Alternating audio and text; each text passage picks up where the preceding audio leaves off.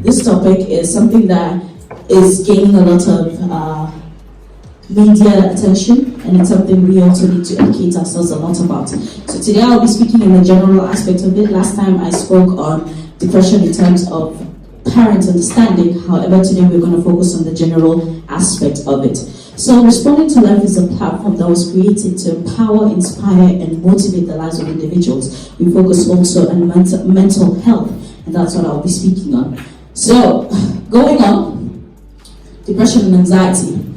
Depression is a major depressive order, and it's common, and it's a serious medical illness. Sometimes when we talk about depression, people think about sadness and so on and so forth, but this is actually a medical issue. And it negatively affects how you feel, the way you think, and how you act. Now, depression causes feelings of sadness and or loss of interest in activities once enjoyed. And this could be any activities. People who love going out, people who loved studying, people who just enjoy any activity that you used to enjoy. All of a sudden, you're just a dull person. And it can go both ways, actually. It can lead to a variety of emotional and physical problems and can decrease a person's ability to function and work. And this is a major issue because we're seeing a very much increase in depression in terms of our society and the youth, who are the leaders of tomorrow. And if it's not tackled, and the thing with our society, our culture, is that we've been taught to understand that there's nothing like depression, there's nothing like stress, but we need to start actually acting towards it. Anxiety. It's a normal reaction to stress and can be beneficial in some situations. Anxiety refers to anticipation of future concern and is more associated with muscle tension and avoidance of behavior. You know, there's some people who could want to, maybe let's say an exam situation. There's some people who can start shaking, and the fear of failure, fear of not being able to do as good as you can do, it can be a potential problem. And this is not something normal. Fear and situations where let me give you a scenario. There's just one time I had to go to an exam, and by the time I sat down and I opened the exam paper, I don't know what happened, but I blacked out. And the next thing I knew, I was seated in a corner, shaking and crying. And I didn't know what was happening, but what it was a fear of me failing my exam. Now, there are a lot of people who go through certain situations. Some have a fear of the unknown. You get into a relationship, and sometimes you just act out because you don't know whether somebody will leave you or not, and so on and so forth. And these are serious problems. Fear is an emotional response to an immediate threat and is more associated with a fight or flight reaction, either staying to fight or leaving to escape danger. And most of the times, a lot of people choose the latter, and it's usually in a very negative way. They could either choose to harm themselves or harm others. Anxiety disorders can cause people to try to avoid situations that trigger or worsen the symptoms. Job performance, schoolwork, and personal relationships can be affected. Just as I explained, you can resort to a situation where you are really harming yourself, or it could trigger other behaviors, and we're going to get into that. But before we get into it, I want to also raise another aspect, and I'm going to speak on different groups of people. And now I want to go to the men.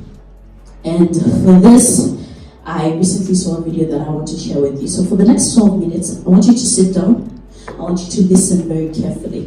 And this is in Kenya.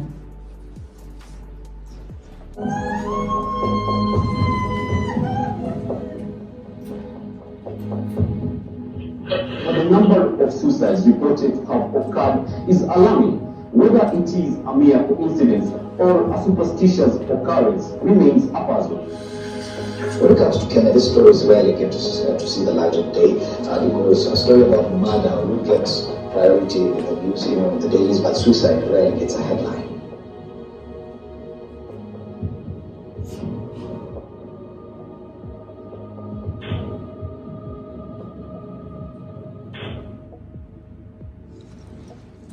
Shamata village, central. The moment you commit suicide, you're not ending your pain. You're sending it to others. and this young man felt the need to go and kill himself because he wanted to end the pain of losing someone. But he's such a young man with wisdom, and he said that once he does that, he's already feeling the pain of being left, and he already thought of the pain that could proceed to his mother, his family. Now, the suicide rates are on an increase, and not only in Kenya, not only in Africa, but all across the globe. This is something that really, I don't know what to say. It really touched me on a different level. Because looking at statistics, even here in Europe, suicidal rates are growing at a very high rate. And the funny thing is that the biggest amount of people are the youth, followed by the men. And I would not have expected the men, and I think coming from the culture where we see our fathers, our brothers being so strong, we would not imagine them going through certain issues. Because women, when a mother, you see a mom has reached her point, she will break down, cry, and move on. But we never see any emotion, nothing. We just see our men standing there. And there are things that he mentioned, and he said that the dad had failed in his business. Sometimes when men, and there's something that another one said, that he could not live without alcohol. And you realize that there are so many situations where we think that men are just being men, but we don't realize that they're actually depressed. And these are things that we have chosen to ignore, especially in our own culture. We have chosen to, or rather we don't understand, and that's why we have platforms where we want to be able to educate other people about all these things. When you see a man who never used to be a drunkard, but resorting to alcohol or resorting to violence, some men are usually very, very good in terms of how they are and how they behave. But when you realize a man is now going on to beating his children, beating his wife or something like that, first of all, check him before you judge him. Because a lot of us are fast to label men drunkards, violent, and other names before we research and we try to figure out and understand what is really going on. Sometimes a failed business venture, loss of employment, or loss of a job. Sometimes for some men, it's just a woman leaving him would destroy him completely. Now, I went on to research some more, and there were some others, and these are just examples. In the European statistics, we have also noted a tremendous rise in suicide rates, like I mentioned. And what is the cause? This actually made me think, what is the cause of this, since these are developed countries? And because in the video before you had poverty, you had debt. But what is the cause in Europe? What is the cause in America? Because you don't expect in a country like this for there to be a certain level of poverty like we expect in other countries, in developing countries. So what do you think is the cause of depression in Europe? Someone tell me. Loneliness. What else? What else could be the cause of depression in Europe? Yes. I think as in Africa and in Europe, it's just feeling that you're not being understood. You're not being understood. Not being understood. Yeah. Because many things were mentioned, like alcohol, HIV, losing your job, whatever it is. But if you have, if your environment shows you some kind of understanding, you will feel a little bit of worth. Yeah. Now, to challenge you a bit, what do you think is the cause for the white people? For the white people, yes, they feel the same. Okay. On their level. On their level. Yeah. You have a white child, let me just say, it's homosexual. A white child knows it's not going to reach a certain level. Now it's just not being accepted. Yeah. And that goes for all of us mothers. We do that often, letting our children know this is not enough. Yeah. If you feel you're not enough, you will be depressed. It has nothing. I don't even know if it's a medical condition. It's a mental status where you feel you're not enough for everybody else. You're disappointing someone and you disappoint yourself. Now we're getting somewhere. Yes. I think for most of the Africans who are in Europe, I think the issue is false expectations for yourself and for the people that you tie in Africa. I think many people would actually prefer to go back home. But I think it will be really hard because you think going back to Africa will be a shame for you and for your family.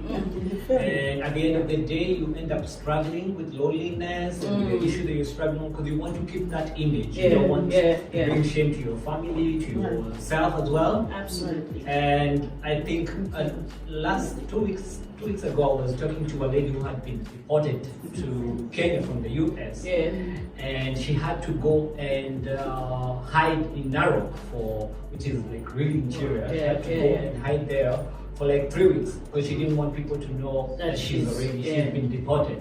I think that's a problem. And we are suffering, but we cannot even talk to the people here because we fear that when we talk to fellow Africans that they will expose us to, you know, and at the end of the day you struggle alone. You struggle with issues alone, and also I think many Africans are struggling with self-esteem issues and debts. Because you want to invest in Africa, you want to do so many things in Africa so that you can prove to people that you have it, your life is working out. So at the end of the day, the burden actually falls on you. You end up suffering alone. Absolutely.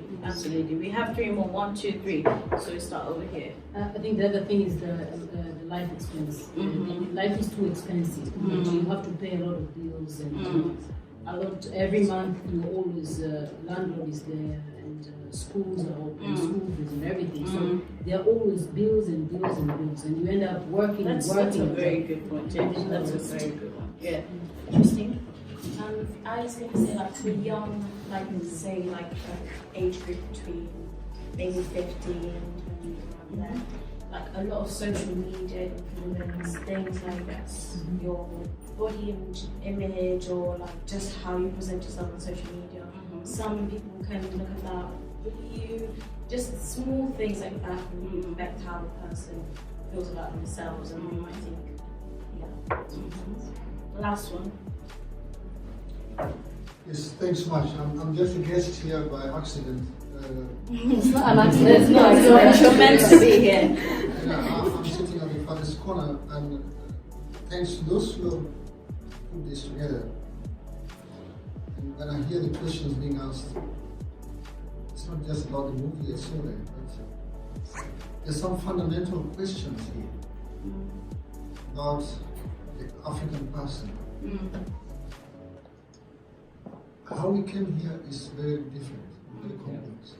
So that's one thing. Our image of Europe, of the West, before we came here, has an issue. And we can trace this to our lives. We talked about our cultures. Yeah. We are sitting at Marriott Hotel in Den Haag, talking about one of our cultures. Not in Nairobi, not in Accra, not in Lagos, but in Marriott Hotel in Den Haag. What does that say? You guys talk to your jobs and what you're doing to come here to talk about that subject. And quickly you heard from the comments here about our migration experience. What I want to ask everyone here is a reflection, is our mindset, how we deal with the world as it is here. But also remembering what we took from home. Which starts from how we were taught in schools. Yeah. An African was taught that everything about us is not good. We don't believe in ourselves. We hate each other. We were taught to hate our own selves. But we were told there's a better life elsewhere, across the seas. Yeah. So what we learned in books in primary schools in Africa, some are a contradiction if you are here today. You guys know it by now. The question is, how do we deal with that contradiction that is now facing us? And remember, not all of us are strong. True. That's the question. How can we pass this message? First, understand it ourselves, then pass it on to those who are back at home still, but also how to support those who are already here facing these challenges, and then deal with our families back there. This is one sister here already mentioned, whether lifestyle or the direction of life, how a good life is supposed to be. But remember, the African life was put on the sides. So we Africans are trained to be Europeans. And we are aspiring to be Europeans. That's actually true. And that is where there's an issue there. When you ask how we deal with emotional issues, ask my mother or your grandmother how they dealt with things.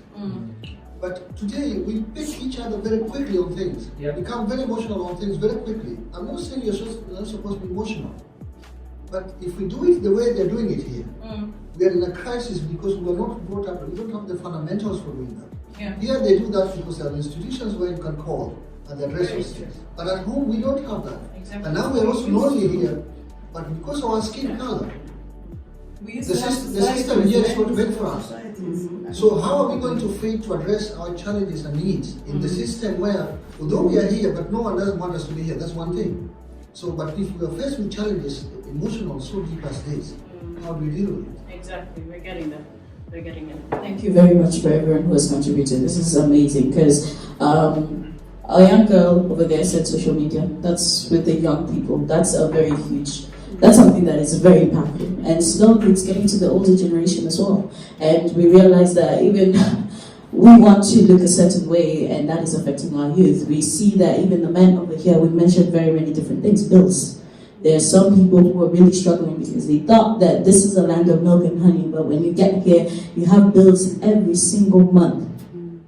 Bills that are not that easy. Yes, ma'am. I wanted to add something. Like, I think most people, when they get to Europe, their families contributed money for them. To come to Europe, and they feel like they owe them something. So they always have to pay back money, like they have to sell everything they have, and the family doesn't know how hard it is to live. Exactly. And they put pressure, and at the end of it, somebody gets surprised because they don't know what to do. Exactly. Because just one point I think which we cannot really ignore, the fact that we also face a really huge challenge here. Like most of the Africans who are in Europe, I would say that I come from Germany, so I would say the people that I know from Germany, I think there's the aspect of people having failed relationship and marriage, and we cannot really ignore that because I think having a white man or white woman back at home is a huge thing. Your community will respect you. But you're here, your relationship or your marriage failed. You don't know how to explain to your parents. Or you have now another person, and divorce in Africa is, it's not acceptable. And I think those are some of the issues that people are dealing with every day. And the good thing, that does not only apply to the African family. We could put that also in the category of white people, because a lot of them do go through divorces, go through breakups, and so on and so forth. Hence, you see a lot of them are in very depressive situations. But the good thing is that they know how to talk about it and so on and so forth. Now, that's where we get to the point of our own culture and so on and so forth, Just moving forward, we mentioned everything that's there, explanations for the rising suicidal issues, and then now I want to take you to another thing, murder.